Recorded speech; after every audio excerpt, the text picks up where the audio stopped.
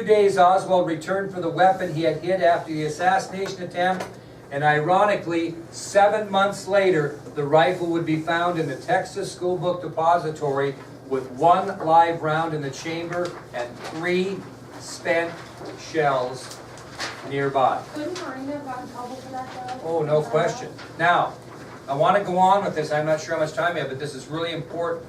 The incident that night was reported in the Dallas newspapers the next day on April 11th, 1963. The note Oswald left his wife prior to the assassination attempt on Walker was later found in early December 1963 after the assassination of President Kennedy. It was inside a book that Mrs. Payne had delivered by police to Marina upon a request that she be moved from the Payne residence. Mrs. Payne had no idea that the note was inside the book when she had it delivered, although she was questioned extensively about it at the time. Now I'm going to give you a copy of that note tomorrow.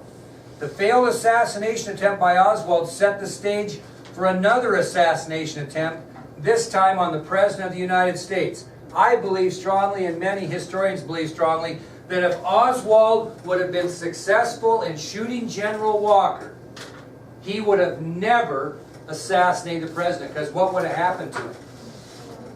What? He'd have got caught, more than likely. They would have figured it out and caught him sooner or later. He wanted to shoot somebody to impress who?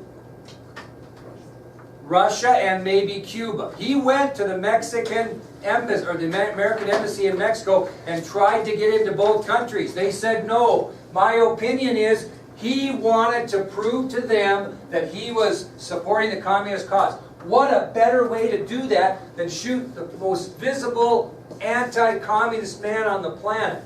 And my feeling was, he felt if he shot Walker, he would be able to get into Russia or Cuba. He had no intention of coming back to Marina, did he? Okay, and that'll set up the stage later of what I think. But I believe, and historians believe, if he shoots Walker, he's done his deed. He either gets caught or he disappears and probably goes where? What? Well, how's he going to get to Russia and Cuba? Where's he going to go? He's going to go back to Mexico City and say, hey, I shot General Walker. How about if you give me that visa now to go to one of those countries? That's his thought process. When he failed to shoot General Walker, who did he set his sights on? President John Kennedy. Okay? Which again, I think in his mind, hey, I shoot President Kennedy, I do the same thing. I go to Mexico City and I say to those people, hey, what more can I do for you? I shot the President of the United States, whom you don't like at all because he's anti-communist. So think about that bus transfer ticket and what he was doing after the assassination. Where was he going? We'll talk more about that. But this General Walker story is crucial.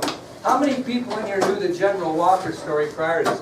I'll bet you, if you talk to conspiracy theorists, rookies, and you say, tell me about the General Walker, they'll go, what are you talking about? 70% of Americans have no idea who General Edwin Walker is. And that's my point. And that's why Ruth Payne will not even talk to students unless they know the story you just heard. Yes. Any questions? We'll move on and tell you about Oswald in New Orleans tomorrow. Yeah.